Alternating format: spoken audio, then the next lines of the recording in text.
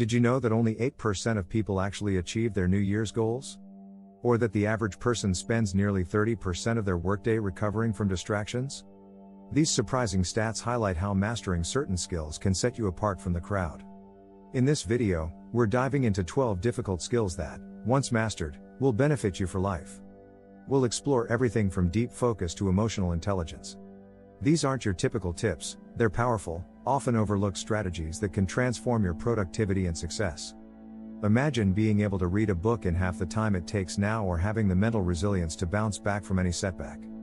Picture yourself negotiating like a pro and managing your time so efficiently that you get more done in less time. Sounds intriguing, right? Stick around as we uncover these skills, backed by unique facts, expert insights, and practical tips.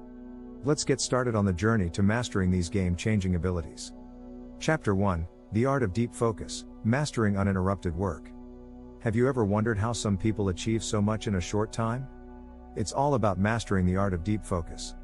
This skill is about working without distractions for extended periods. According to a study by the University of California, it takes an average of 23 minutes to refocus after a distraction. Imagine how much time you can save by staying focused. One key strategy is to set a clear goal before starting. Know exactly what you need to accomplish. This way, you can dive right into your work without wasting time. Next, create a dedicated workspace. This should be a place where you feel comfortable and free from interruptions. Some people find noise-canceling headphones helpful for blocking out background noise. Another tip is to use the Pomodoro technique. This method involves working for 25 minutes, then taking a 5-minute break. After 4 cycles, take a longer break of 15 to 30 minutes. This can keep your mind fresh and focused. As Cal Newport says in his book Deep Work, the ability to concentrate intensely is a skill that must be trained. Chapter 2: Advanced Time Blocking, Scheduling for Success. Time blocking is more than just scheduling, it's about dedicating specific blocks of time to different tasks. This technique can significantly boost your productivity. According to Parkinson's law, work expands to fill the time available for its completion. By assigning a set amount of time to a task, you force yourself to work more efficiently. Start by planning your week in advance. On Sunday night, map out your major tasks for the week. Allocate blocks of time for each task. Be realistic about how long each will take. Remember to include time for breaks and unexpected interruptions. One advanced strategy is to color code your calendar. Use different colors for different types of tasks. For example, use blue for meetings, green for deep work, and red for urgent tasks. This visual distinction can help you quickly see how you're spending your time. Another tip is to batch similar tasks together. If you have multiple small tasks, group them into one time block. This reduces the time lost switching between tasks. Tim Ferriss, in his book The 4-Hour Workweek, emphasizes the importance of batching tasks to save time and energy. Chapter 3: Strategic Procrastination, Using Delay to Your Advantage. Procrastination isn't always bad. When used strategically, it can actually boost your productivity and creativity. The key is to understand when and how to procrastinate effectively. Adam Grant, in his book Originals, suggests that procrastination gives you time to consider divergent ideas, to think in nonlinear ways, to make unexpected leaps. One strategy is to delay starting a task to allow your subconscious to work on it. This can lead to more creative solutions. However, set a clear deadline to avoid never getting started. Another technique is to use procrastination as a way to prioritize tasks. If you're putting off a task, it might not be as important as you think. Focus on what truly matters first. You can also use procrastination to manage your energy levels. If you're feeling burnt out, taking a break can help you recharge. Just be mindful not to let breaks turn into extended periods of inaction. A practical tip is to set mini deadlines for yourself. Break down a big task into smaller, manageable parts. This makes the task feel less overwhelming and easier to start. As Steve Jobs once said, deciding what not to do is as important as deciding what to do. Chapter 4: Emotional Intelligence, Navigating Work Relationships. Emotional intelligence, EQ, is crucial for success in the workplace. It involves understanding and managing your own emotions, as well as recognizing and influencing the emotions of others. According to a study by Talent Smart, EQ is responsible for 58% of job performance. To improve your EQ, start by practicing self-awareness. Pay attention to your emotions and how they affect your behavior. Keep a journal to track your feelings and reactions. This can help you identify patterns and triggers. Next, work on self-regulation. Learn to manage your emotions, especially in stressful situations. Techniques like deep breathing and mindfulness can help you stay calm and focused. Daniel Goleman, the author of Emotional Intelligence, says, if your emotional abilities aren't in hand, if you don't have self-awareness, if you are not able to manage your distressing emotions, if you can't have empathy and have effective relationships, then no matter how smart you are not going to get very far.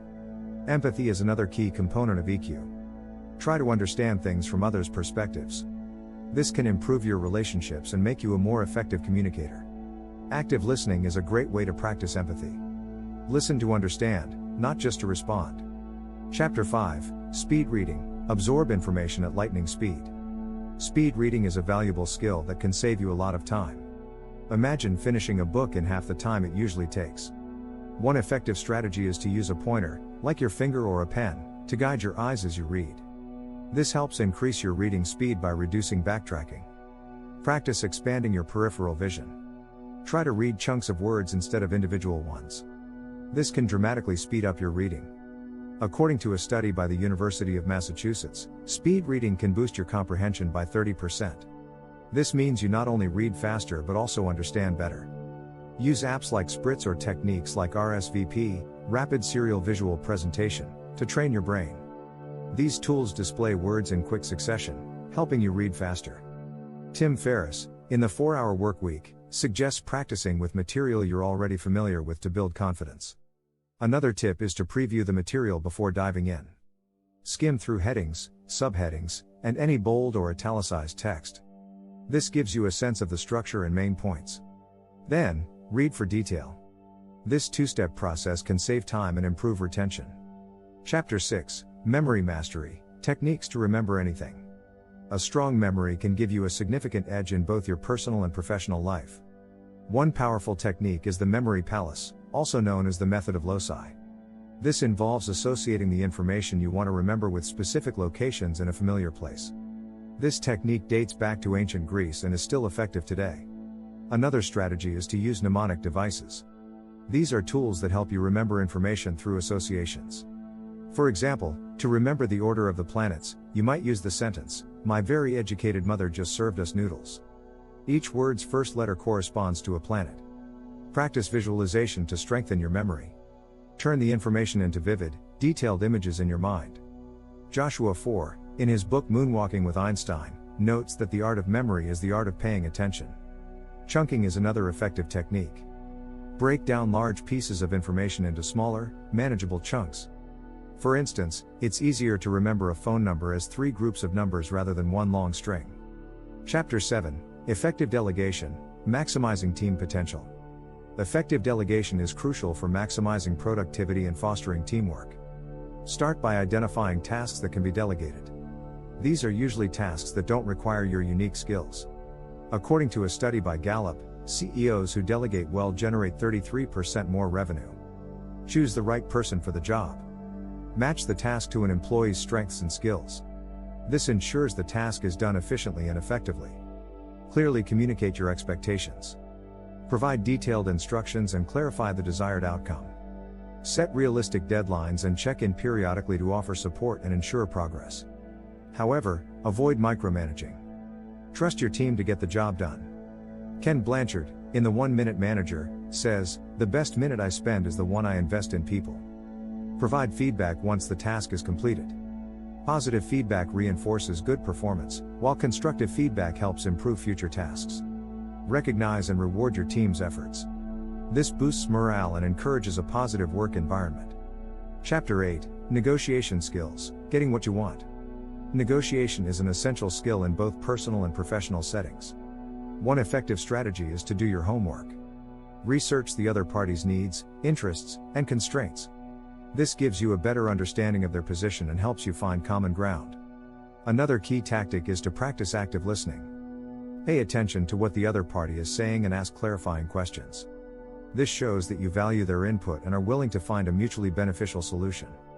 As Chris Voss, a former FBI negotiator, says in his book Never Split the Difference, listening is the cheapest, yet most effective concession we can make. Use the principle of reciprocity. If you make a concession, the other party is likely to reciprocate. This creates a sense of balance and fairness in the negotiation. Be prepared to walk away if necessary. This shows that you're serious about your position and not willing to settle for less than what you deserve. Leverage the power of silence. After making an offer or statement, stay silent and wait for the other party to respond. This can put pressure on them to make a concession. Practice framing your requests in a way that highlights the benefits to the other party. This makes it easier for them to say yes. Chapter 9, Personal Finance Savvy, Building Wealth Wisely. Being savvy with your personal finances is a skill that pays off for life. Start by creating a budget. A budget helps you track your income and expenses, ensuring you live within your means. According to a Gallup poll, only 1/3 of Americans have a household budget, which is crucial for financial health. Next, focus on saving. Aim to save at least 20% of your income. Automate your savings so a portion of your paycheck goes directly into your savings account. This makes saving easier and more consistent. Investing is another key strategy. Start by investing in low-cost index funds, which offer broad market exposure with low fees. Warren Buffett recommends index funds for most people because they outperform most individual investors over time. According to Vanguard, the average annual return of the S&P 500 over the past 30 years is around 10%. Pay off high-interest debt as quickly as possible. Credit card debt can have interest rates of 15% or higher, which can quickly spiral out of control. Make extra payments towards your debt to reduce the principal faster. Chapter 10, Resilience Training, Bouncing Back Stronger. Resilience is the ability to bounce back from setbacks and challenges.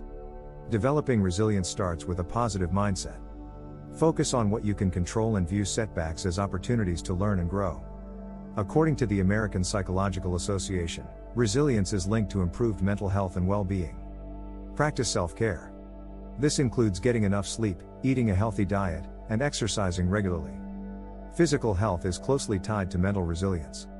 Mindfulness and meditation can also help you manage stress and stay grounded. Set realistic goals and break them into smaller, manageable steps. This makes it easier to stay motivated and achieve success. As Tony Robbins says, setting goals is the first step in turning the invisible into the visible. Build a strong support network. Surround yourself with positive, supportive people who can offer encouragement and advice. Don't be afraid to seek help from friends, family, or professionals when needed. Chapter 11, Creativity on Demand, Sparking Innovative Ideas. Creativity isn't just for artists, it's a valuable skill in any field. One effective strategy is to set aside dedicated time for creative thinking. Schedule regular brainstorming sessions where you can let your mind wander and explore new ideas. According to a study by Adobe, companies that foster creativity outperform their peers in revenue growth. Another tip is to change your environment. Sometimes a change of scenery can spark new ideas. Try working in a different location, like a coffee shop or park. Surround yourself with inspiration. This could be artwork, music, or anything that stimulates your creativity. Collaborate with others. Different perspectives can lead to innovative solutions. Steve Jobs believed that creativity is just connecting things. The more diverse your network, the more connections you can make. Don't be afraid to take risks. Innovation often involves stepping outside your comfort zone and trying something new. Embrace failure as part of the creative process. Thomas Edison said, "I have not failed. I've just found 10,000 ways that won't work." Chapter 12, Lifelong Learning, Cultivating a Growth Mindset. Lifelong learning is about continuously developing new skills and knowledge. Start by adopting a growth mindset. This is the belief that your abilities can be developed through hard work and dedication. Carol Dweck, author of Mindset, explains that in a growth mindset, challenges are exciting rather than threatening. Set learning goals. Identify areas where you want to improve and create a plan to achieve these goals. This could include taking courses, reading books, or attending workshops. Embrace curiosity. Ask questions and seek out new information. Albert Einstein said, "I have no special talent. I am only passionately curious." Curiosity drives the desire to learn and discover. Utilize online resources. Platforms like Coursera, Udemy, and Khan Academy offer a wide range of courses on various topics. Many of these resources are free or low cost, making learning accessible to everyone.